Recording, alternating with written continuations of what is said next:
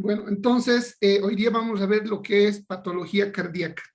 Ve, como les dije, están conectando recién. Entonces, bien complicado empezar.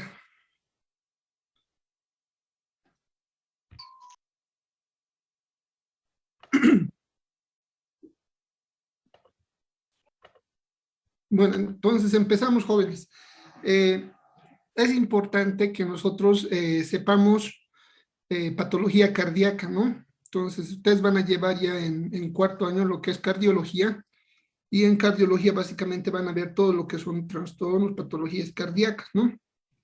Las patologías cardíacas, lógicamente, se dividen, igual que la mayoría de las enfermedades, en patologías congénitas y patologías adquiridas, ¿no? Entonces, y nosotros también vamos a tratarlas de ver desde ese punto de vista para poderlas diferenciar mejor, ¿ya? Y vamos a hablar, ante todo, una introducción de lo que es el corazón, un poco de anatomía, un poco de histología, ¿no? Que ustedes ya deben estar más frescos que yo.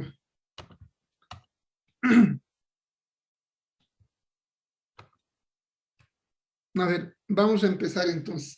En cuanto a lo que es el corazón, jóvenes, ustedes ya saben que se encuentra en el mediastino, ¿no? Anterior, en el mediastino central, y básicamente es un órgano muscular hueco que en el varón puede pesar hasta 350 gramos y en la mujer llega a pesar hasta 300 gramos, ¿no? Entonces, es un órgano muscular hueco. Ustedes saben que está constituido eh, por 4 cavidades, ¿no? Entonces, para su mejor estudio, algunos anatomistas lo dividen en 2, corazón derecho y corazón izquierdo, ¿verdad? Eh, déjenme, por favor, vamos a tratar de grabar. Recording in progress. Ok, entonces, como les decía, jóvenes, cuando hablamos de corazón, tenemos que ver primero la anatomía normal. Y cuando hablamos de anatomía normal, pues tenemos que ver, la forma, el tamaño, el peso, la estructura en la cual se conforma y la situación en relación a otros órganos, ¿no? Entonces habíamos indicado que el corazón se encuentra entre el pulmón, en el mediastino, y básicamente es el órgano que tiene una función principal, que es de bombear sangre a toda la circulación. Para su mejor estudio dijimos que podemos estudiarlo en cavidades derechas y cavidades izquierdas, ¿no? Otros prefieren estudiarlo desde el punto de vista de la circulación, ¿no? Entonces, cuando hablamos de circulación, hay una circulación venosa que entra entonces a la cavidad derecha, ¿no? Y de la cavidad derecha se distribuye por las arterias pulmonares hacia el pulmón, y la sangre se oxigena en los pulmones y retorna a través de ¿quién? A través de las venas pulmonares a la aurícula izquierda. De la aurícula izquierda pasa al ventrículo izquierdo, y del ventrículo izquierdo entonces ya se distribuye a través de la aorta a la circulación sistémica, ¿no? Entonces, esta circulación normal nosotros tenemos que manejarla bien. ¿Por qué? Porque cuando hablamos de trastornos genéticos vamos a ver que hay alteraciones en su estructura, ¿no? Entonces, cuando hablamos de circulación de cavidades derechas e izquierdas, entonces tenemos que ver que cavidades derechas siempre va a llevar sangre desoxigenada. Cavidades izquierdas siempre van a llevar ya sangre oxigenada hacia el sistema, ¿no? Otros lo conocen como circulación menor y circulación mayor, ¿no? Entonces, cuando vemos la parte anatómica, tenemos que ver que comprende 2 cavidades, ¿no? Cada cavidad, tanto derecha como izquierda, está separada por válvulas, ¿no? En aurículas y ventrículos, ¿no? Entonces, cada una está separada por válvulas, ¿no? En las cavidades derechas estará la válvula tricuspidia. En las cavidades izquierdas estará la válvula mitral. En lo que es la circulación de la arteria pulmonar estará la válvula pulmonar, ¿no? y lo que es ya la distribución de la circulación mayor a través de la aorta estará delimitada por la válvula aórtica, ¿no? Entonces, hay que ver que en anatomía también lo que es la válvula tricuspidia es la válvula de mayor dimensión, ¿no? Si hacemos una disección podemos medir, que puede llegar a medir hasta 11.5, 12, ¿no? Incluso algunos autores indican hasta 13 centímetros de largo. La válvula mitral más bien es un poco más corto, puede llegar a medir hasta 11 centímetros de largo, ¿no? La válvula pulmonar puede llegar a medir hasta 8.5 a 9. Y la válvula aórtica puede llegar a medir hasta 7.5, ¿no? Entonces, esas son las dimensiones. Otra característica a tomar en cuenta que es importante es el grosor de la pared, ¿no? Entonces, cuando hablamos en el grosor de la pared, tenemos que observar que en el caso de las cavidades derechas, puede llegar a medir en los varones hasta 0.5 y en las mujeres hasta 0.3.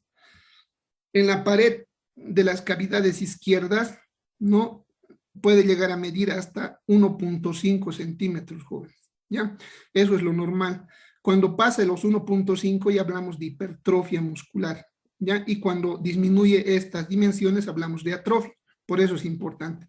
Ahora, ¿por qué es importante las dimensiones valvulares? Porque cuando hablamos menos del número de la dimensión, estamos hablando de estenosis. Y cuando hablamos de más, estamos hablando de insuficiencia valvular, ¿no?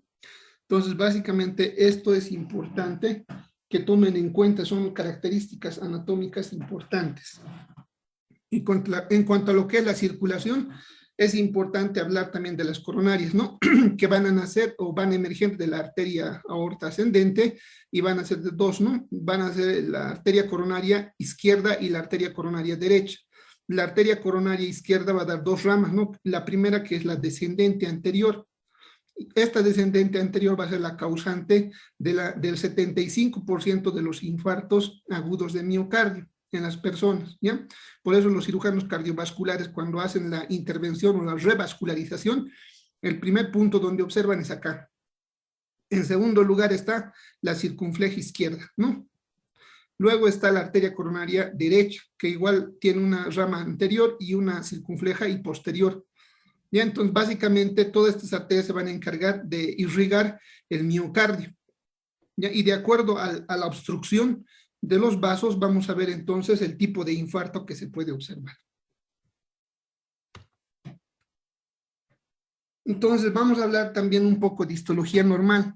Ustedes saben que el corazón no es más que, embriológicamente, ustedes saben que se origina como cualquier vaso, ¿no? Es un vaso sanguíneo que está agrandado y lógicamente cumple una función principal. Entonces, va a tener lógicamente cambios en los nombres, pero la estructura histológica va a ser casi la misma, ¿no? Por ejemplo, en una arteria tenemos aquí, que es el endotelio, ¿no? En el caso del corazón se denomina endocardio. Está tapizado por un epitelio plano, ¿no? Luego está soportado por una estructura colágena importante que soporta, ¿no? Y lógicamente posterior a esta está la limitante interna y luego está el miocardio, ¿no? El miocardio son fibras musculares miocárdicas especializadas que tienen un núcleo, ¿no? Que generalmente puede llegar a ser, dependiendo al corte, ¿no? Si los cortes son transversales, pueden llegar a ser redondas, y si los cortes son longitudinales, pueden llegar a ser alargadas, ¿no? Y alrededor, entonces, tienen un tejido conectivo importante. Y hacia afuera tenemos lo que es el pericardio, que ya es un tejido conectivo laxo, organizado y resistente, ¿no? En este caso sería el pericardio visceral, ¿no? Que está en contacto con el miocardio.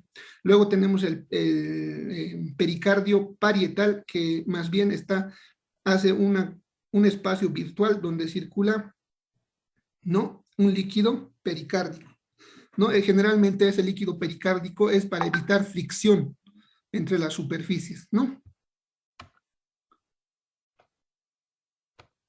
Bueno. Entonces vamos a hablar, jóvenes, de cardiopatía congénita. Cuando hablamos de cardiopatía congénita, básicamente estamos hablando de malformaciones, ¿no? Que ya se dan intraútero. Estos pueden ser a causa materna, causa fetal, ¿no? O una causa multifactorial de tipo genético. Entre todos representan del 20 al 30% de todas las malformaciones congénitas, ¿ya? Un buen porcentaje de estos son incompatibles con la vida, ¿no? Terminan en abortos. Habíamos llevado esto en el tema de trastornos genéticos, que aparte tienen implicancia con síndromes, ¿no? Como el síndrome de Patau, ¿ya? Y algunos llegan a ser compatibles con la vida, pero en el postnatal ya presentan algunos síntomas que pueden ser desde leves hasta severos y que pueden llevar consigo implícito la vida del paciente, ¿no?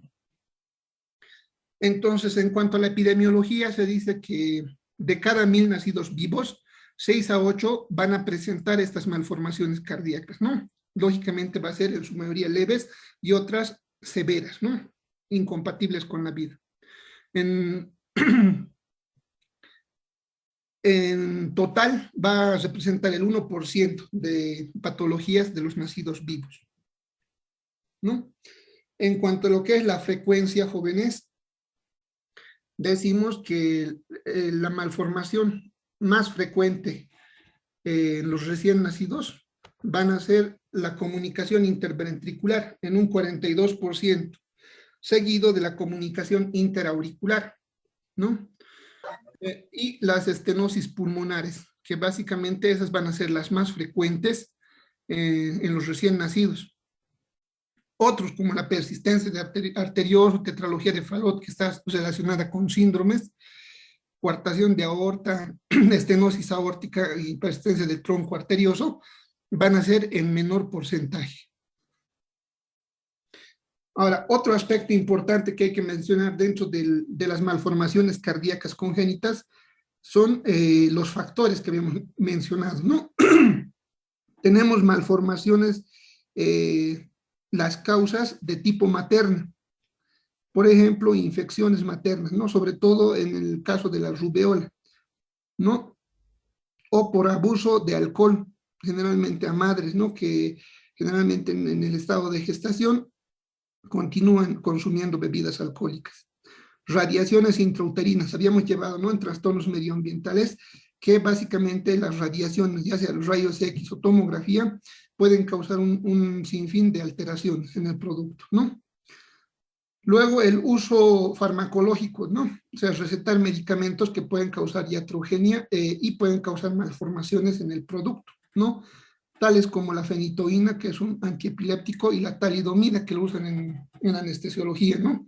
Todos estos pueden llegar a causar malformaciones cardíacas importantes en el recién nacido. Bueno, y otras alteraciones genéticas o cromosómicas o multifactoriales que pueden estar ligadas básicamente a malformaciones cardíacas, como el síndrome de Down, ¿no? Que es de la trisomía del par 21, el síndrome de Edwards, que es la trisomía del par 18, y también un trastorno cromosómico sexual, que es el síndrome o la enfermedad de Turner, ¿no? Todos ellos se van a asociar a malformaciones cardiovasculares. Ahora, tenemos que clasificar los tipos de malformación congénita, ¿no? Entonces, vamos a clasificarlos en dos grandes grupos. Vamos a clasificar en un primer grupo denominado comunicación anormal de la sangre o cortocircuito, ¿ya? En este caso son de dos tipos, de izquierda a derecha y de derecha a izquierda, ¿no? El más representante de derecha a izquierda y que puede ser pregunta de examen es la tetralogía de Fallot, ¿no? Y en segundo lugar tenemos la obstrucción del flujo de sangre, ¿no? Que no es muy frecuente, pero suele presentarse sobre todo con estenosis de las cámaras, ya sean auriculares o ventriculares o vasos sanguíneos, como por ejemplo la coartación de aorta, ¿no? Son características importantes que se pueden dar dentro de las malformaciones de corazón, ¿no? Entonces esta es la clasificación. Ahora, para explicar un poco lo que es los cortocircuitos, jóvenes, tenemos que ver esta imagen, ¿no? Hemos dicho que hay dos tipos de cortocircuito, ¿no? El cortocircuito de izquierda a derecha, que estamos viendo, es la primera imagen izquierda. Entonces vamos a ver que la sangre oxigenada o la sangre arterial está pasando a cavidad derecha, ¿no? ¿Y esto por qué sucede? Porque generalmente por fisiología sabemos que las presiones de cavidades izquierdas son mayores, ¿no? Entonces, lógicamente, va a pasar a la cavidad izquierda. ¿Y esto qué va a ocasionar? Un aumento de la presión en la cavidad derecha. Y esto va a causar una hipertensión arterial pulmonar, ¿no? Entonces, está asociado todo eso. Hay aumento de la presión, hay comunicación interventricular en este caso, hay paso de la arteria, de la sangre arterial, perdón, a la cavidad derecha y lógicamente esto va a aumentar la presión a nivel de esta cavidad y va a causar una hipertensión pulmonar importante, ¿no? En este caso estamos hablando de malformaciones que tienen comunicación y tienen cortocircuito, ¿no? De izquierda a derecha. Ahora vamos a ver cortocircuito de derecha a izquierda. Ustedes me dirán, pero si la presión arterial es importante, ¿por qué más bien la sangre arterial no pasa a la derecha? Hay un pequeño, gran detalle, jóvenes. Acá se observan en el círculo amarillo, podemos observar que hay una estenosis de la arteria pulmonar, ¿no? Entonces, como hay estenosis de la arteria pulmonar, aumenta el gradiente venoso y por tanto el gradiente venoso pasa a la cavidad izquierda, ¿no? Entonces, en este caso, por ejemplo, cuando ya pasa la sangre venosa a las cavidades izquierdas, el niño se torna de un color azul, ¿no? Es una característica típica para el diagnóstico en cuanto a pediatría. Cuando ustedes vean un niño cuando llora o se estresa, se pone azul cianótico los labios, la punta de los dedos y de los pies, ¿no? Entonces, en este caso estamos hablando de una malformación que tiene como base un cortocircuito de derecha a izquierda, ¿no? Entonces, eso es importante. Ahora, ¿cuáles son los cortocircuitos de izquierda a derecha más importantes? Puede haber comunicación interauricular, como por ejemplo esta, ¿no? Que lógicamente va a ser un defecto del ostium primum secundum, entonces va a haber paso de la sangre arterial a la cavidad, a la aurícula derecha, ¿no? Luego tenemos una comunicación interventricular, ¿no? En este caso, la sangre que se encuentra en el ventrículo izquierdo va a pasar al ventrículo derecho, ¿no? Otro ejemplo, tenemos la persistencia del conducto arterioso. Entonces, la sangre de la aorta, a través de la persistencia de este conducto, va a pasar a la arteria pulmonar, ¿no? Entonces, tenemos otro cortocircuito de izquierda a derecha. Esto no es tan frecuente, pero suele presentarse, ¿no? Y es un defecto completo, que básicamente va a comunicar las aurículas y los ventrículos, ¿no? Y que el espacio, la ausencia de este tabique va a ser mayor, ¿no? De mayor tamaño, entonces otro circuito completo, que más bien esto es más incompatible con la vida, ¿no? ¿No? Y tenemos otro tipo de cortocircuito que habíamos ya mencionado, que es la comunicación interventricular, pero acá, como les dije, va a aumentar el gradiente a nivel de la cavidad derecha y esto se va a asociar a una hipertensión pulmonar, ¿no? Que puede ser irreversible.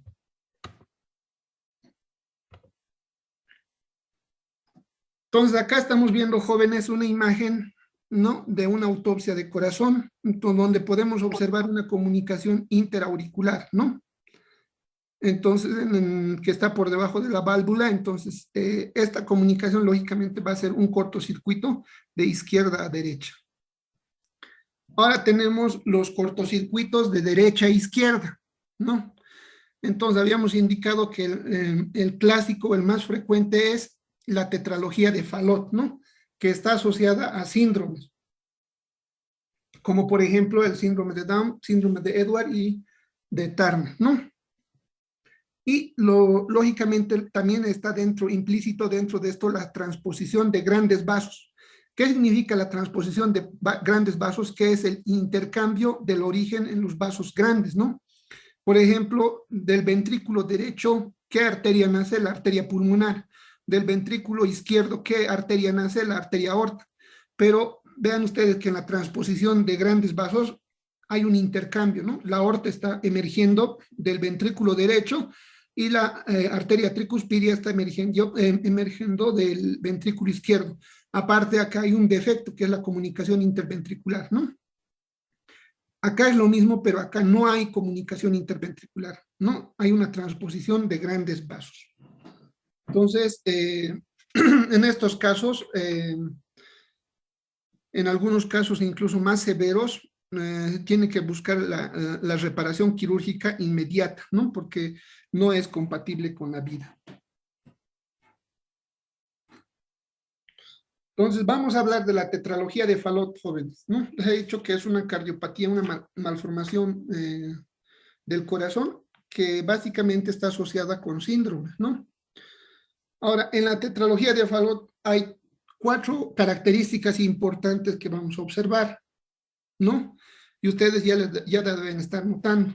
Entonces, acá si me siguen el puntero, primero tenemos una alteración en el septo, ¿no? El septo es el músculo que divide entre cavidad derecha y cavidad izquierda, primordialmente a nivel ventricular. Entonces, como hay la ausencia o está incompleta este septo, hay intercambio, ¿no? De sangre, básicamente, entonces hay un cortocircuito para empezar, ¿no? Luego, ¿qué tenemos? Una hipertrofia ventricular. Había mencionado anteriormente, jóvenes, que cuando hay intercambio o un cortocircuito de izquierda a derecha, va a aumentar la presión, ¿no? A nivel de la cavidad ventricular derecha. Y esto, lógicamente, va a estimular una hipertrofia de la pared del ventrículo derecho, ¿no? Entonces, en primer lugar va a haber una comunicación interventricular, en segundo lugar vamos a tener una hipertrofia del ventrículo derecho y esta anomalía también va a estar acompañada de una estenosis pulmonar de la arteria pulmonar importante, ¿no? Y eso también va a contribuir a que aumente el gradiente en la cavidad derecha. Y finalmente tenemos una aorta cabalgada, ¿no? La aorta cabalgada significa que está la emergencia o el nacimiento de la arteria aórtica está muy cercana al defecto, que es la comunicación interventricular, ¿no? Entonces, son 4 características, por eso se llama tetralogía de Fallot, ¿no? Entonces, por favor, esto van a retenerlo porque puede ser pregunta de examen. Entonces, este es un ejemplo del cortocircuito de derecha a izquierda, ¿no? Que hemos indicado. Son infantes que llegan a consulta o lactantes que con el llanto se ponen azulados, ¿no? Una piel azulada. Y es una característica porque la sangre desoxigenada, ¿no? Pasa al ventrículo izquierdo y lógicamente esto va a tener una repercusión clínica importante. Va a tener una crisis hipóxica, ¿no?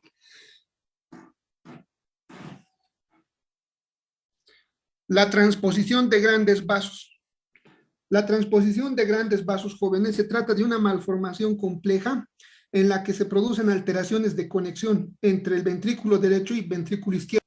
Esto con relación al origen de las arterias, de los vasos grandes, ¿no? En este caso sería de la aorta, en el caso del ventrículo izquierdo, y de la arteria pulmonar en el caso del ventrículo derecho. Entonces, cuando haya transposición de vasos, va a tener una inversión, ¿no? Como están viendo acá. Entonces hay una inversión completa.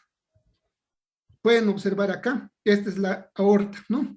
¿De dónde está emergiendo? Del ventrículo derecho. Y la arteria pulmonar, ¿de dónde está emergiendo? Del ventrículo izquierdo, ¿no? Entonces acá tenemos un esquema donde también nos muestra eso, ¿no? Esto es lo normal, jóvenes. En la primera imagen del esquema es lo normal, ¿no? La arteria pulmonar debe llevar sangre desoxigenada hacia los pulmones y en los pulmones debe retornar la sangre oxigenada a la cavidad izquierda y luego debe ser distribuida por la arteria, la aorta, ¿no? Cuando hay una transposición de grandes vasos, básicamente vamos a encontrar esto, ¿no? Que acá en las cavidades derechas se origina la arteria aorta, ¿no? La aorta. Y en las cavidades izquierdas la arteria pulmonar. Entonces va a haber un cortocircuito importante, ¿verdad? Ahora tenemos lo que es vamos a ver la coartación de la aorta. Entonces se trata de un estrechamiento de la aorta, que suele localizarse justo en el sitio donde se encuentra el conducto arterioso, ¿no? Que es un vestigio embrionario de la comunicación entre la aorta y la arteria pulmonar, ¿no? Entonces, a este nivel puede ocurrir un estrechamiento. A ese estrechamiento se conoce como coartación de aorta, ¿no? Ahora hay dos tipos de coartación de aorta. Puede haber, por ejemplo, coartación de aorta. Puede haber coartación de aorta con persistencia de conducto arterioso o puede haber coartación de aorta sin persistencia de conducto arterioso, ¿no? Entonces, ambos van a tener coartación de aorta o estrechamiento de la aorta, ¿no?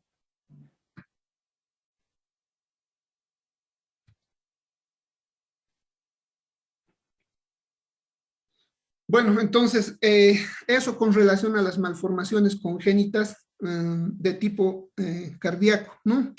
Ahora vamos a ir a ver todas las enfermedades que son adquiridas en la vida, ¿no? Lógicamente que algunas se asocian justamente a síndromes o problemas, digamos, de origen de malformación, como valvulares, ¿no? En relación a la estructura de la pared, pero son mínimas. Generalmente son adquiridas por diferentes motivos, ¿no? Puede ser medioambientales, puede ser por el estilo de vida, ¿no? Puede ser por trastornos metabólicos, que básicamente esto van a dar origen a una cardiopatía importante. Entonces, ¿cuáles son las más frecuentes? La cardiopatía isquémica, ¿no? Que es una característica de la coronaria, que ya habíamos revisado esto, por ejemplo, en trastornos vasculares, ¿no? Que es importante. Luego están las cardiopatías valvulares, ¿no? Entonces las válvulas del corazón también van a jugar un papel importante en lo que es las enfermedades del corazón, ¿no? Puede darse como una insuficiencia valvular, ¿no? Con dilatación del espacio, o puede darse con una estenosis, un estrechamiento entre las válvulas. Pero también pueden dar otro tipo de trastornos, como por ejemplo las endocarditis, que son las inflamaciones en las válvulas, ¿no? Y las cardiopatías reumáticas, que también tienen implicancia en la válvula. Luego tenemos a las enfermedades del miocardio, ¿no? Cuando hablamos nosotros de enfermedades del miocardio son de dos tipos, son primarias y secundarias. Las primarias van a estar la miocardiopatía dilatada, la hipertrófica y la restrictiva. Y en cuanto a las miocardiopatías secundarias, van a estar inflamaciones, ¿no? Las miocarditis propiamente dichas, y van a tener origen de tipo inflamatorio, ¿no? Ya sea inmunológico, a cuerpo extraño, bacterias, parásitos o virus, ¿no? También vamos a ver lo que es las enfermedades de pericardio y la clasificación de los tipos de enfermedad de pericardio. Y finalmente vamos a ver las neoplasias del corazón, las más frecuentes, ¿no?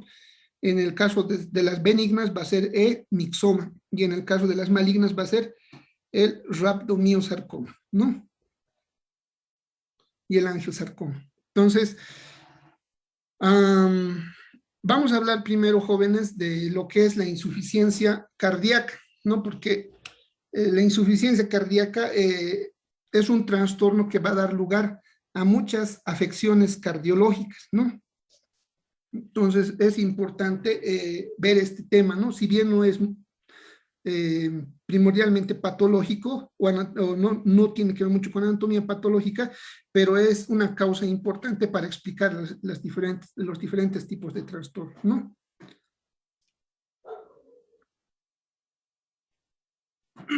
Entonces, como definición de la insuficiencia cardíaca, podemos indicar que es un proceso del corazón, ¿no? El cual no consigue satisfacer las necesidades funcionales del cuerpo, ¿ya? Entonces, esta insuficiencia cardíaca pueden ser de dos tipos.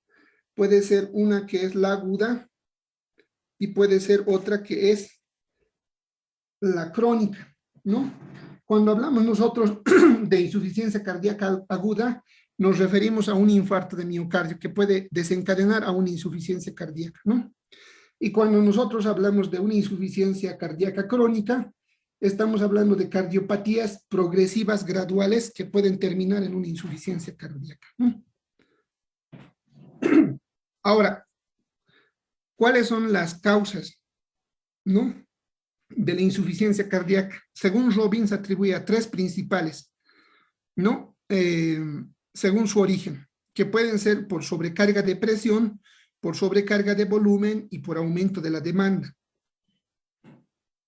Cuando hablamos por sobrecarga de presión, estamos hablando un aumento de la presión en las cavidades cardíacas, y la responsable por lógica es la hipertensión arterial, ¿no?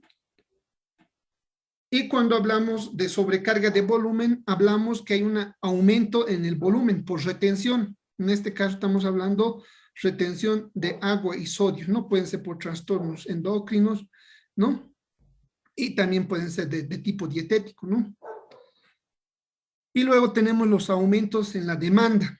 Entonces, cuando el cuerpo requiere o demanda mayor influjo sanguíneo, entonces el corazón tiene que trabajar más rápido, ¿no? Entonces, ¿qué tipo de trastornos metabólicos endocrinos pueden demandar esto? Un ejemplo es el hipertiroidismo, ¿no? Que va a haber un aumento del metabolismo general del cuerpo, entonces va a demandar mayor flujo sanguíneo, ¿no? Entonces el corazón, lógicamente, tiene que trabajar más rápido, ¿no?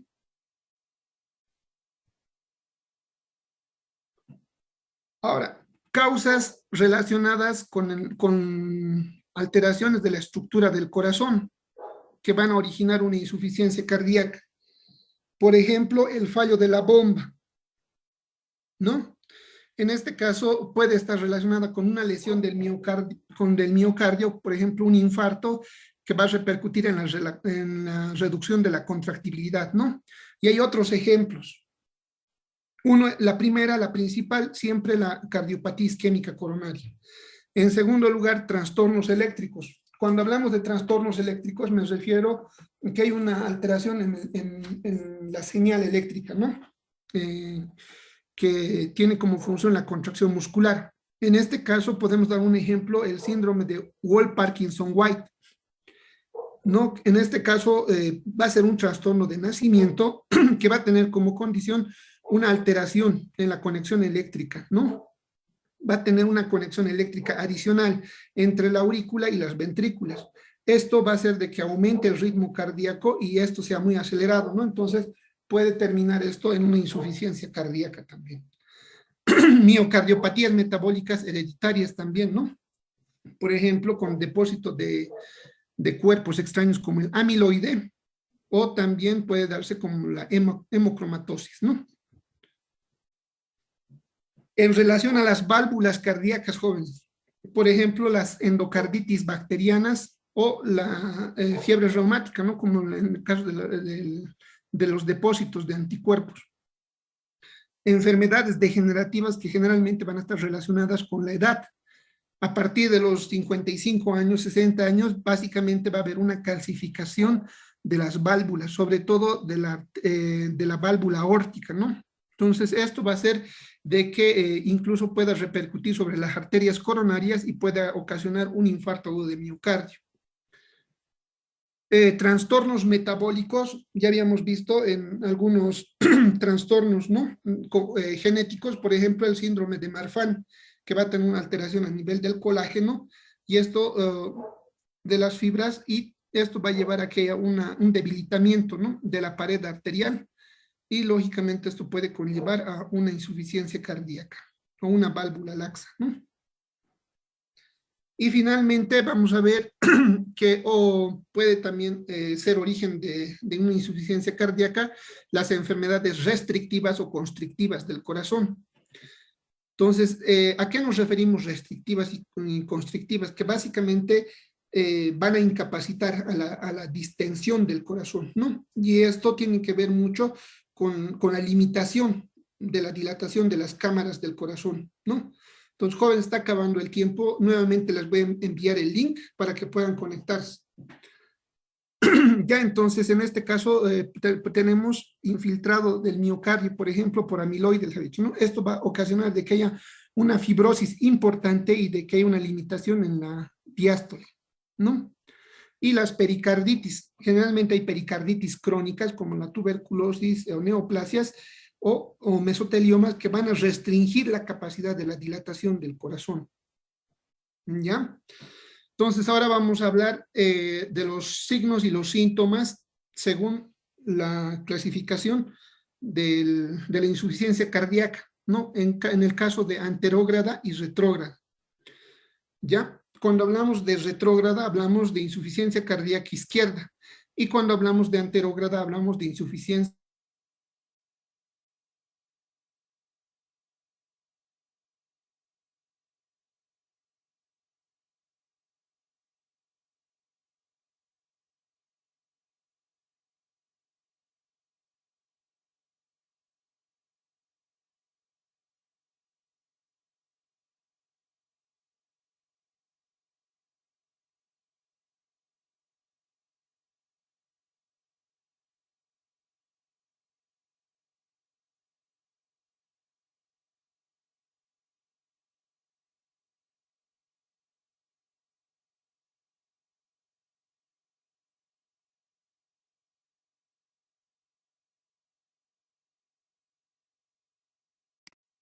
para sus compañeros. Bueno, entonces estamos hablando de las insuficiencias cardíacas, ¿no? Que hemos dicho que se puede dividir en dos, en insuficiencia cardíaca izquierda e insuficiencia cardíaca derecha. Cuando hablamos de insuficiencia cardíaca izquierda, estamos hablando de forma retrógrada, ¿no? Y cuando estamos hablando de insuficiencia cardíaca derecha, estamos hablando de anterógrada. Habíamos dicho que básicamente en el caso de la insuficiencia cardíaca izquierda va a haber un aumento de la presión en las aurículas izquierdas, ¿no?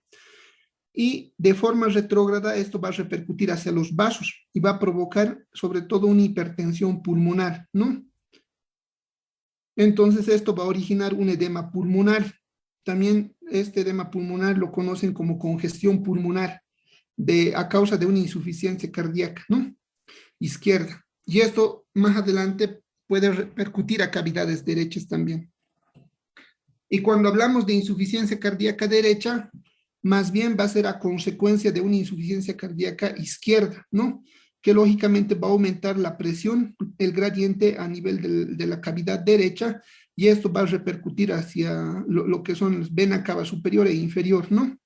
Y esto a la larga puede condicionar a que haya un aumento de tamaño del hígado y del vaso, ¿no? Entonces también puede ocasionar una condición que se llama neumopatía crónica o cor pulmonar, ¿no? El cor pulmonar entonces va a ser nada más que un aumento de la presión a nivel de cavidad derecha que puede repercutir con una hipertensión pulmonar, ¿ya? Entonces acá estamos viendo esto, ¿no? Lo que es la circulación izquierda, que lógicamente va a repercutir acá a nivel del pulmón, ¿no? Y entonces puede darse un edema, una congestión pulmonar importante. En el caso del corazón derecho va a aumentar el gradiente a cavidad derecha y va a haber una anterógrado, ¿no? Va a ser el problema, va a afectar básicamente al hígado, al vaso y al sistema venoso, ¿no? Entonces, una característica de la insuficiencia cardíaca derecha. Ahora, ¿cuáles son las características clínicas? Por ejemplo, cuando hablamos de una insuficiencia cardíaca izquierda, vamos a ver que el paciente generalmente tiene disnea, que es la falta de aire, ¿no? O puede estar también en ortopnea. La ortopnea, jóvenes, va a ser una disnea cuando el paciente está de cúbito dorsal. O la disnea paroxística nocturna, ¿no? Que son crisis de disnea, pero que van a ser extremas, ¿no? Que van a afectar sobre todo por la noche. O una insuficiencia cardíaca derecha, que las características o los síntomas y los signos va a ser el edema periférico, ¿no? Que vamos a observar en estos pacientes, una hepatomegalia congestiva y una esplenomegalia congestiva, entre otros, ¿no? Más importante.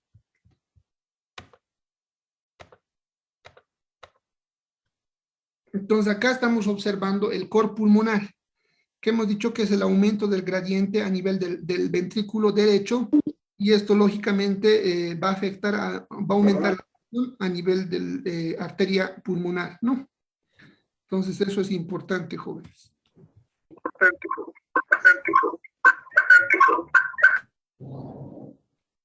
Vamos a pedir, por favor, que apaguen micrófonos. Algunos están con micrófono y celular, con laptop y celular, ¿no? Y hay cruce de frecuencias, por favor, jóvenes. Y apaguen, por favor, su micrófono.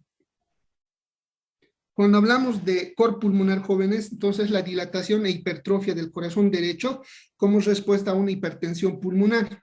Ahora, puede haber cor pulmonar agudo y crónico.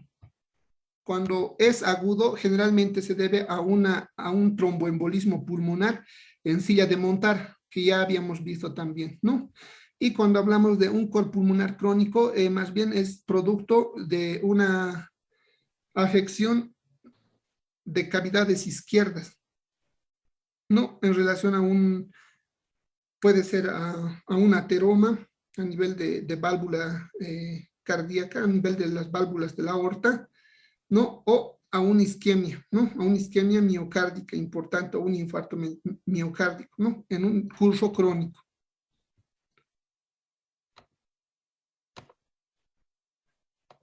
Ya, entonces vamos a hablar de cardiopatía isquémica, jóvenes. Cuando hablamos de miocardiopatía isquémica, básicamente es un trastorno producido con una reducción, ¿no? O un cese parcial o total del aporte sanguíneo al miocardio. Eso se denomina isquemia miocárdica, ¿no? Y generalmente esto suele ser a consecuencia de una ateroesclerosis, ¿no? Como causa principal o fundamental. Entre otras causas pueden ser embolias coronarias, arteritis o obstrucciones, ¿no? O un espasmo súbito de la arteria coronaria.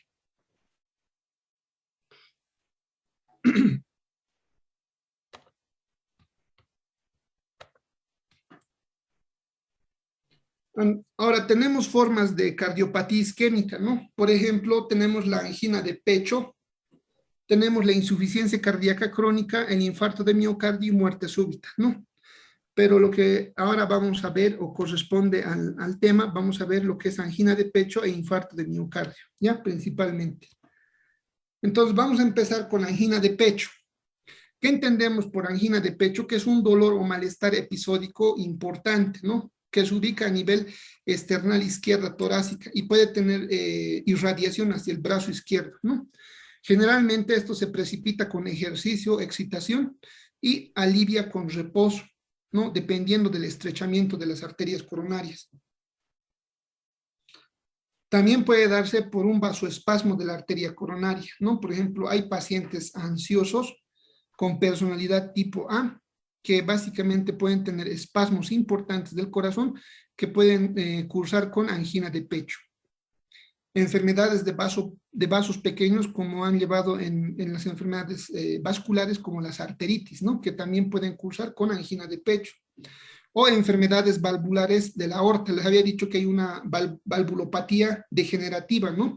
De la válvula aórtica que puede cursar con infarto agudo de miocardio. Principalmente los ateromas que se producen a nivel de la válvula aórtica y que pueden deformar su configuración y afectar al origen o a la emergencia de las arterias coronarias, ¿no? ¿Cuáles son las formas más frecuentes de angina? Entonces tenemos a la angina estable, tenemos a la angina inestable y tenemos a una variante llamada de Prince-Metal, ¿no? Entonces, cuando hablamos de angina estable, nos referimos a que esta angina se puede precipitar con el ejercicio, con la excitación, ¿no? Y generalmente puede durar desde 15 segundos hasta 15 minutos. Y posterior a ello puede controlarse o el paciente puede estabilizarse, ¿no? En cambio, la angina inestable, también llamado preinfarto, suele generalmente evolucionar a infarto, ¿no? Entonces, va a haber generalmente la ruptura de una placa ateromatosa y lógicamente se va a formar un trombo en la luz de la arteria coronaria y esto lógicamente va a dar inminentemente un infarto, ¿no? Entonces, ¿quién responde bien al fármaco? las anginas estables, por ejemplo, responden bien a los fármacos, y esto que es la angina variante de Prinzmetal, que básicamente se puede producir una angina de pecho en reposo, ¿no? Y generalmente está relacionada con espasmos de la arteria coronaria, ¿no? Y responde bien a un tratamiento farmacológico. Ahora, si hablamos desde el punto de vista anatomopatológico, cuando hablamos de angina estable e inestable, pues vamos a ver de la gravedad de la obstrucción de la arteria coronaria, ¿no?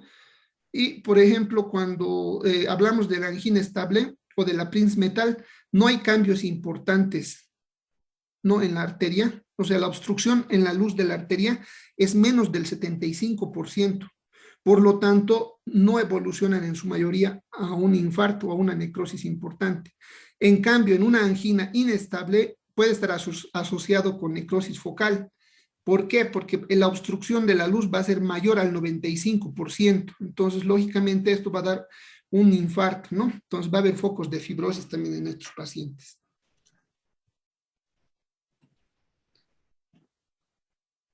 Ahora hablamos de infarto de miocardio. Ya no es lo mismo que isquemia, ¿ya?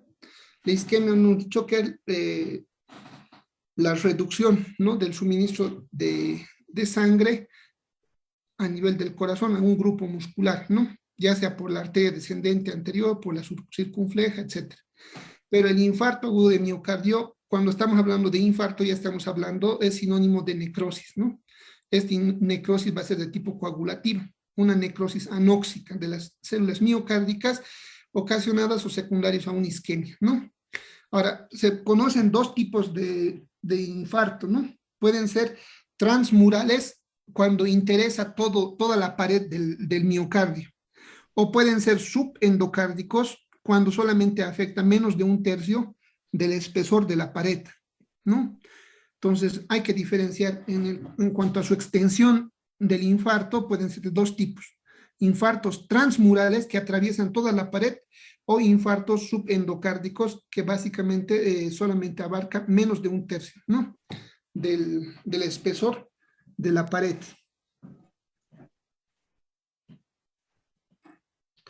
Entonces, acá podemos ver la evolución, jóvenes, en lo que es tanto el síndrome isquémico como el infarto, ¿no? Entonces, ustedes saben que el factor número 1 de la etiopatogenia va a ser la placa ateromatosa, ¿no? Ustedes ya saben cuáles son las condiciones para que se forme esta placa. Va a tener que ver básicamente con factores de riesgo, ¿no? El fumar, la obesidad, la alimentación, la dislipidemia, trastornos genéticos, que básicamente van a dar origen a una placa ateromatosa, ¿no? Entonces, va a depender de la placa ateromatosa si es una placa estable o una placa inestable. Cuando es una placa inestable o vulnerable, básicamente con cualquier cambio de presión mecánica superficial o tensión, básicamente puede romperse, ¿no? Y esto que va a haber una agregación plaquetaria. Y la agregación plaquetaria puede seguir dos caminos: o se repara o se forma un trombo, ¿no? Y si se forma un trombo, jóvenes, la luz lógicamente va a ir disminuyendo, ¿no? Si aquí era un 70%, aquí ya va a ser 90%, y aquí el trombo puede llegar a ocluir hasta un 100%, ¿no? Entonces acá vamos a ver ya una obstrucción coronaria total.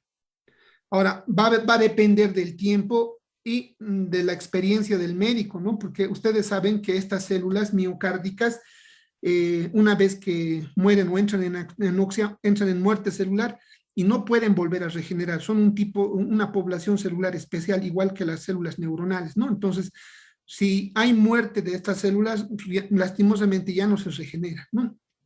Entonces, hay que evitar eso. Entonces, hay tratamientos farmacológicos y hay tratamientos endovasculares, ¿no? Donde tienen que normalizar el flujo sanguíneo a la brevedad posible, ¿no?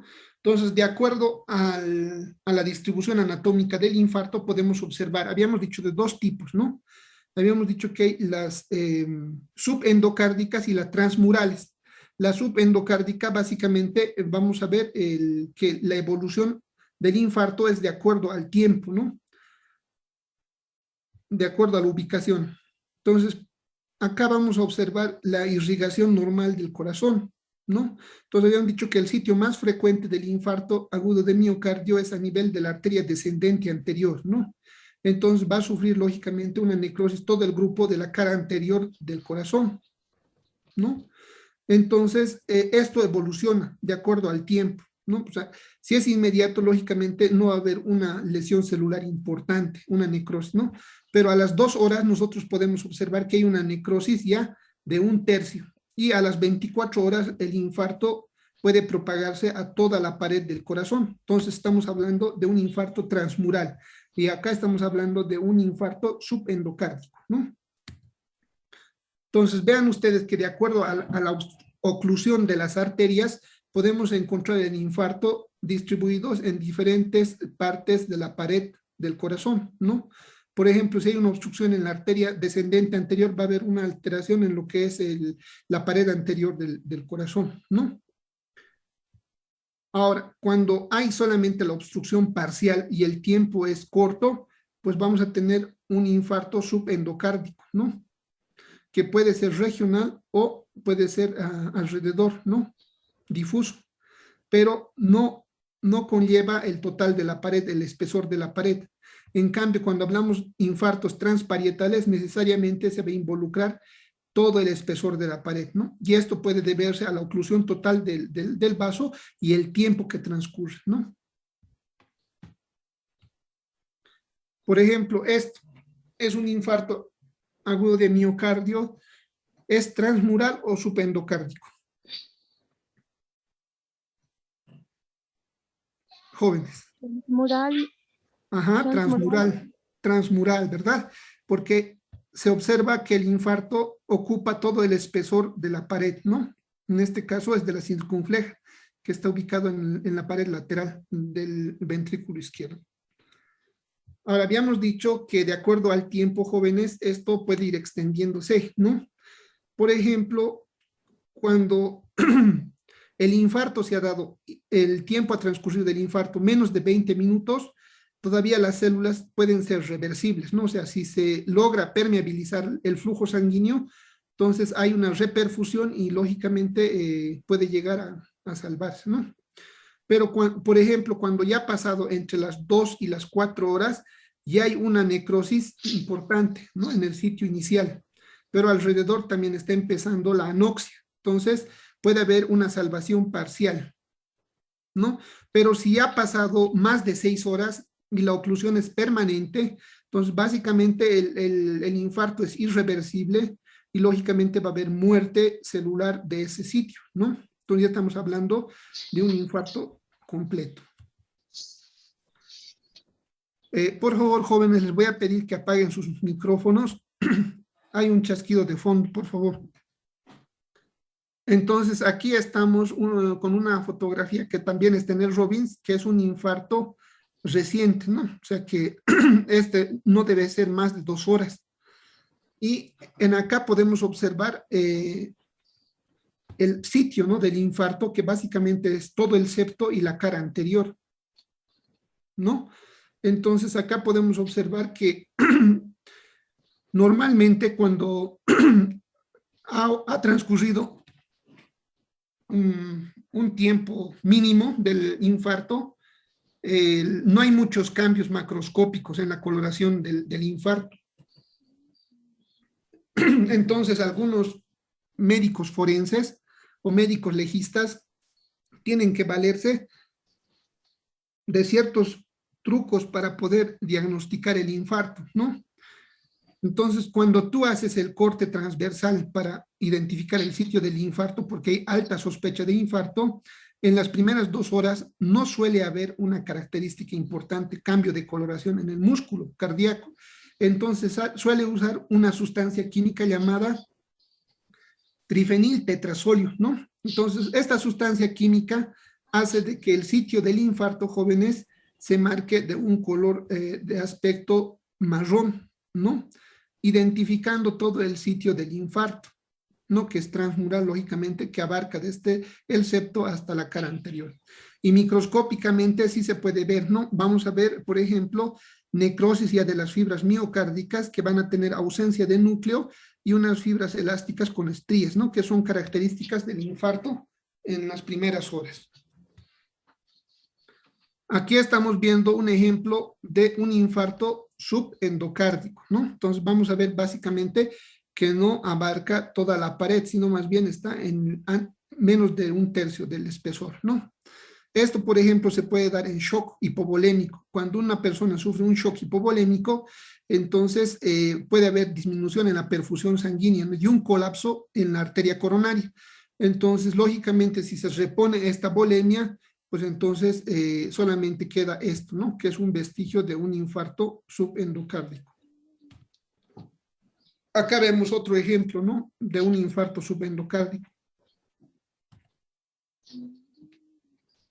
Ahora vamos a ver los hallazgos patológicos importantes en cuanto a lo que es la microscopía. ¿Ya? A esto, o sea, al periodo o al desarrollo gradual por horario, por día, lo vamos a denominar infartograma. Y puede ser pregunta de examen, jóvenes. Entonces, nosotros hablamos de infartograma, ¿no? Y cuando hablamos de infartograma tenemos que ver que el infarto tiene cambios a nivel del tejido miocárdico, ¿no? Entonces, vamos a ver que de acuerdo al tiempo transcurrido hay ciertos cambios que van a caracterizar. Por ejemplo, cuando nosotros tenemos un caso de infarto o de miocardio, tenemos que determinar cuánto tiempo ha pasado del infarto de miocardio, ¿no? Entonces, nosotros tenemos que ver desde el punto de vista microscópico los cambios morfológicos de las células para determinar el tiempo que ha transcurrido del infarto. Eso se denomina infartograma. Y es importante, ¿no? Incluso en procesos legales, ¿no? Cuando quieren determinar a las cuántas horas ha sufrido un infarto, si han podido hacer la reanimación, etcétera, ¿no? Entonces, estos, por ejemplo, casos generalmente son médico-legales, ¿no? Entonces, antes de las 24 horas, tenemos que fijarnos sobre todo cambios en las fibras miocárdicas, ¿no? Habíamos dicho que las fibras miocárdicas se van a transformar rosadas, ¿no? Van a perder los núcleos, se van a volver onduladas y van a ser estriadas, ¿no? Entonces, es una característica antes de las 24 horas. Después de las 24 horas, jóvenes, hasta las 72 horas, o sea, después de las 24 horas hasta las 72 horas, o sea, hasta el tercer día, va a haber un infiltrado importante de polimorfo nuclear. ¿Por qué? Porque hay ya fibras miocárdicas muertas. Entonces, ¿qué tiene que ocurrir esto? Ocurre una inflamación aguda, ¿no? Entonces, a esta inflamación aguda acuden los primeros policías, que son los neutrófilos, ¿no? Y ellos se van a quedar ahí hasta las 72 horas. ¿Qué va a pasar a las 72 horas? Los neutrófilos van a llamar a los macrófagos. Ustedes saben que los macrófagos básicamente van a fagocitar a los tejidos o los detritos celulares, ¿no? Entonces, al cuarto día vamos a observar una importante afluencia de los macrófagos, ¿no? Y los macrófagos, lógicamente, van a barrer con todos los restos celulares que han quedado, ¿no? Entonces, a partir de la segunda y tercera semana, va a haber una nueva regeneración de tejido, llamada tejido de neovascularización, ¿no? Llamada también, algunos lo conocen en regeneración como granuloma. Entonces, va a ser la sustitución de del músculo estriado, músculo miocárdico por fibrosis, ¿no? Entonces, acá está empezando la generación de fibras de colágeno, ¿no? Entonces, va a haber estímulos que van a aumentar la formación de nuevos vasos y la producción de colágeno, ¿no? Esto entre la segunda y la tercera semana. Y a partir de la sexta semana, vale decir los 2 meses, ya vamos a tener consolidado la cicatriz, que es la fibrosis o el callo fibroso del infarto de miocardio, ¿no? Entonces, la coloración macroscópica, cuando hacemos un corte, este lugar va a quedar, esta zona afectada va a quedar blanca, ¿no? Entonces, una característica del infarto ya a partir de los 2 meses. Entonces, si hacemos un repaso, jóvenes, antes de las 24 horas solo vamos a tener cambios en las fibras miocárdicas, dijimos, ¿no? Entonces, principalmente, ¿qué va a pasar? Va a haber pérdida de los núcleos, ¿no? Porque estas fibras musculares del músculo cardíaco suelen tener núcleos, ¿no? En este caso va a haber pérdida de los núcleos y va a haber pequeñas estriaciones longitudinales entre los haces musculares. Esto es una característica antes de las 24 horas. ¿Sí? Cuando vemos al microscopio y vemos fibras, que en el intersticio de las fibras va a haber polimorfonucleares, ¿de cuántas horas estaremos hablando, jóvenes? ¿O de cuántos días? Aproximadamente antes de las 72 horas, ¿no? En este caso estamos hablando de polimorfonucleares, ¿ya? Entonces estamos hablando, si vemos esto en el microscopio, tenemos que indicar que este infarto ha sido antes de las 72 horas, ¿no? ¿Por qué? Porque hay infiltrado importante de polimorfonuclear. Y cuando vemos esto, no hay infiltrado nada, solamente vemos un cambio en las bandas, en lo que son las fibras musculares, que son rosadas, eosinófilas y con estriaciones, y no hay infiltrado, estamos hablando de 24 horas, ¿no? Y cuando vemos ya una cicatriz, una fibrosis patente que ha sustituido básicamente a las estrías, o perdón, a los grupos musculares, a los miocardiocitos, entonces estamos hablando ya de que ha pasado 2 meses, ¿no? O 6 semanas. Entonces estamos hablando de una cicatriz patente o una fibrosis. Lógicamente esto es una sustitución, ¿no? Porque una vez que entran en necrosis las células miocárdicas no van a volverse a regenerar. ¿Ya? Entonces, vamos a hacer un repaso del infartograma. El primer día que hemos dicho va a haber cambios en los músculos, en los miocardios, ¿no? En el miocardio principalmente. Va a haber eosinofilia de las fibras necróticas, ¿no? El segundo día, esas células necróticas ya van a estar infiltradas por neutrófilos. Hasta el tercer día ya va a haber un aumento de los neutrófilos y una mínima cantidad de macrófagos, ¿no? Que van a acudir. Entonces, a partir del cuarto día ya van a aparecer los macrófagos y básicamente van a sustituir a los neutrófilos, ¿no? Y lógicamente van a limpiar el sitio de necrosis. Al final de la primera semana, entonces, ya hay una sustitución del tejido dañado por un tejido nuevo, que es una fibrosis, ¿no? Entonces, para eso, ¿qué va a haber? El crecimiento de angioblastos, ¿no? Y tejido de granulación. A la segunda semana, entonces, ese tejido de granulación va a sustituir ya al tejido necrótico. Y a partir de la tercera semana, este tejido de granulación se transforma en una cicatriz fibrosa, blanca, ¿no? Ya a las 6 semanas, entonces, ya podemos ver una cicatriz fibrosa importante, ¿no? Entonces, esto va a ser una cronología que no se modifica, va a estar siempre en el mismo orden, ¿ya? Entonces, pueden ser preguntas de exámenes y hay que saberlo. Ahora vamos a ver cuáles son las complicaciones del infarto de miocardio, jóvenes. Entonces, cuando hay un infarto de miocardio, puede haber complicaciones. No es nomás que hay un infarto ya, ¿no? Entonces, puede haber complicaciones. Por ejemplo, puede haber acá una rotura de la pared, ¿no? Y lógicamente va a haber un hemoperitoneo, un hemopericardio, ¿no? O sea, la sangre básicamente se va a vaciar a la bolsa pericárdica y va a haber una restricción. Luego puede haber también un daño del tabique o del septo interventricular, ¿no? Por infarto también. Luego también puede haber una ruptura de los músculos papilares, ¿no? Y de las cuerdas tendinosas, producto de ¿qué? De una isquemia, una necrosis también, ¿no? También aquí puede haber una pericarditis fibrinosa o hemorrágica, producto del infarto. También a producto del infarto puede originarse un trombo o un coágulo dentro de las cavidades, ¿no? Y esto lógicamente puede llegar a viajar por la circulación mayor. Y esto que no es muy frecuente, pero suele darse esto ya es por ejemplo, un infarto antiguo, crónico, pero que ha debilitado la pared del corazón y ha generado un aneurisma, ¿no? Entonces, podemos encontrar también esto. Ahora vamos a hablar de cardiopatía valvular. Les dije que las válvulas juegan un papel importante en la cardiopatía. Ahora, ¿qué tipos de valvulopatías podemos encontrar, jóvenes? Principalmente las de tipo inmunológico, como la del lupus o la artritis reumática o la fiebre reumática, ¿no? Podemos encontrar también de tipo inflamatorio infeccioso, como las endocarditis bacterianas, y las no infecciosas, las no bacterianas, y las enfermedades valvulares degenerativas en los ancianos, que ya lo habíamos visto, ¿no? Entonces, hablaremos primero de las endocarditis reumáticas, jóvenes.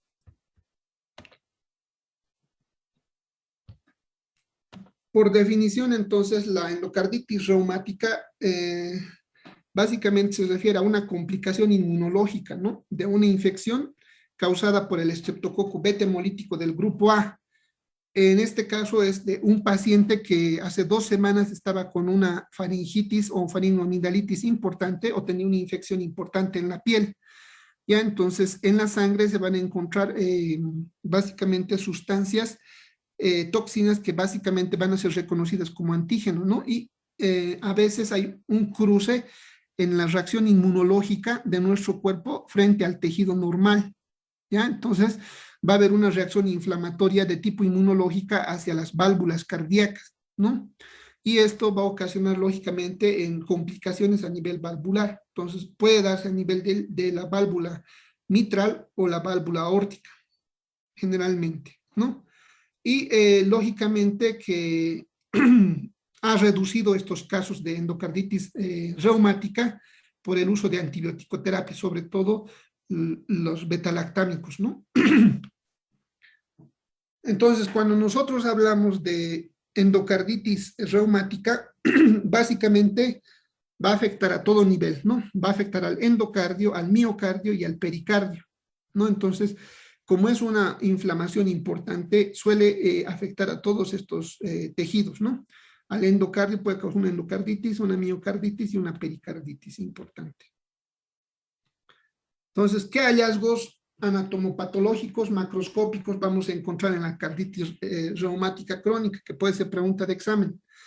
Vamos a encontrar deformaciones de las cúspides de las válvulas que se pueden fusionar, ¿no? Creando una estenosis, o puede haber un acortamiento y fusión de las cuerdas tendinosas, o puede haber pequeñas vegetaciones residuales en forma de una inflamación crónica como un granuloma, ¿no?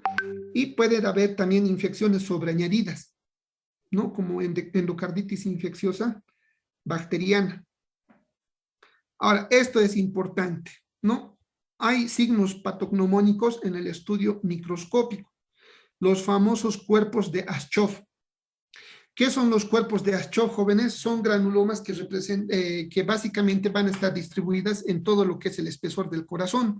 Pueden estar en el endocardio, en el miocardio y en el pericardio, ¿no? Entonces, es una inflamación crónica, ¿no? Es un granuloma que básicamente va a tener una zona central de necrosis fibrinoide rodeada de linfocitos y macrófagos, ¿no? Estos macrófagos, que esto es lo importante, se van a convertir en células gigantes multinucleadas y algunos macrófagos van a tener un aspecto a ojos de búho, ¿no? O sea, con un núcleo prominente.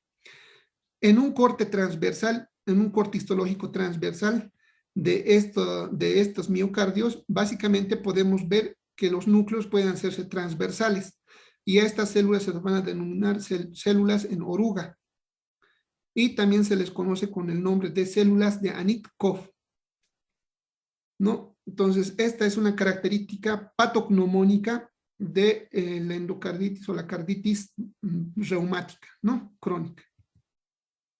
Entonces, vamos a ver todo lo que hemos dicho. Dijimos que en la carditis reumática podemos observar en la endocarditis una afectación de las válvulas cardíacas, ¿no? Sobre todo va a haber un engrosamiento de las válvulas cardíacas y una fusión. Básicamente se adhieren y se fusionan, ¿no? Incluso puede afectar también a las cuerdas tendinosas. También puede haber, hemos dicho, un estrechamiento de las válvulas, ¿no? Por ejemplo, esta válvula mitral se estrecha y tiene una característica, un nombre en boca de pez, ¿no? Que básicamente sufre una estenosis de la válvula. También puede haber lesiones o con fibrosis de las cuerdas tendinosas y de las válvulas, ¿no? Y deformaciones de la válvula aórtica, que también es importante. Microscópicamente hemos dicho que van a encontrarse los famosos cuerpos de Aschoff. Los cuerpos de Aschoff hemos dicho que son pequeñas, un grupo de células de inflamación crónica que se ven también como granulomas, que van a tener células o macrófagos o monocitos con nucleolos prominentes, ¿no? Que van a denominarse en ojo de búho. Algunas pueden tener al corte transversal un núcleo alargado en forma de oruga, ¿no? Esos se denominan células en oruga o de Anitkov. Y estos son signos patognomónicos de la miocarditis reumática, ¿no? Ahora vamos a ver las endocarditis infecciosas, jóvenes. Entonces, como su nombre mismo dice, es un proceso infeccioso bacteriana en las válvulas cardíacas, ¿no? Entonces, generalmente son esos pacientes, antiguamente habían pacientes que iban a hacerse una exodoncia al odontólogo, terminaban esto y volvían a su casa, no les daban tratamiento y se complicaban, ¿no?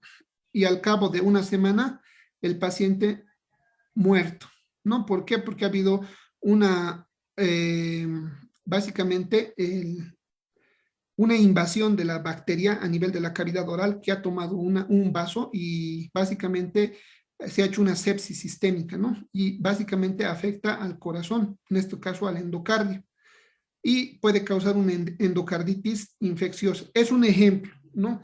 Actualmente ya la mayoría de los odontólogos toma precauciones y les dan su amoxicilina, ¿no? O su dicloxacilina para que no haya complicaciones.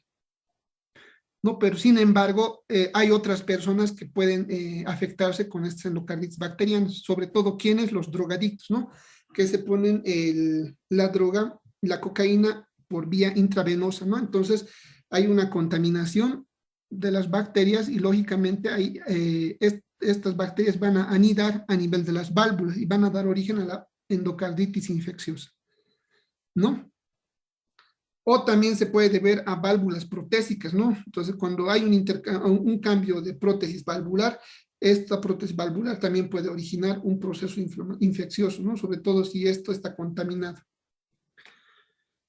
Entonces, a nivel macroscópico podemos observar que esta endocarditis bacteriana afecta todo lo que es la extensión de las válvulas, ¿no? Entonces, vean ustedes que son friables, rojizas, ¿no? Y no solamente afectan el borde de la válvula, sino también las cuerdas tendinosas, ¿no? Causando una rotura también en las válvulas y en las cuerdas tendinosas, ¿no? Incluso suelen ocasionar este tipo de abscesos llamados abscesos anulares, que son característicos desde el punto de vista macroscópicos de la endocarditis infecciosa, ¿no? Microscópicamente, ¿qué vamos a ver? Un proceso inflamatorio importante caracterizado por la presencia de polimorfonucleares, fibrina, y también vamos a observar colonias bacterianas, ¿no? Es una característica de las endocarditis bacterianas.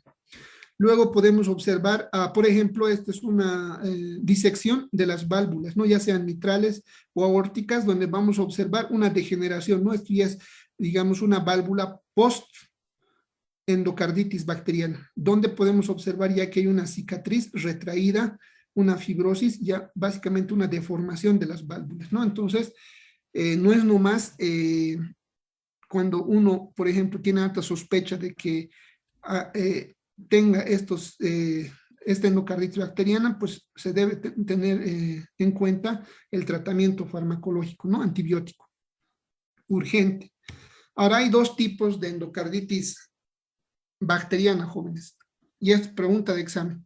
Hay una endocarditis bacteriana aguda y hay una endocarditis bacteriana subaguda. Cuando hablamos de endocarditis bacteriana aguda, estamos hablando de que esto es súbito, rápido. Les había dado el ejemplo del odontólogo, ¿no? Y cuando hablamos de una endocarditis bacteriana subaguda, es lento y un proceso crónico, ¿ya? Ahora, lógicamente que ambos tienen agentes distintos, ¿no? Por ejemplo, en el rápido puede ser el Staphylococcus aureus y en el lento puede ser el Streptococcus viridans, el Streptococcus pneumoniae, hongos, etcétera, ¿no? Los síntomas, como es rápido, lógicamente va a ser tórpido, inespecífico, puede causar shock séptico y muerte, ¿no? En cambio, en el subagudo va a ser lento, crónico y responde bien a los medicamentos. También el primero, si se detecta a tiempo, la endocarditis bacteriana, también puede responder, ¿no? Pero es súbito y agresivo. Entonces, en la patología, ¿qué características vamos a ver? Cuando es una endocarditis bacteriana aguda, vamos a ver vegetaciones grandes que van a afectar a las cuerdas tendinosas, a los músculos papilares y a la cúspide de las válvulas, pero también vamos a ver las úlceras, como habíamos visto, las ulceraciones anulares, ¿no? Podemos ver perforaciones incluso. En cambio, en una subaguda vamos a encontrar vegetaciones más pequeñas, más friables, que generalmente no son destructivas, ¿no? Entonces, entre las complicaciones de las endocarditis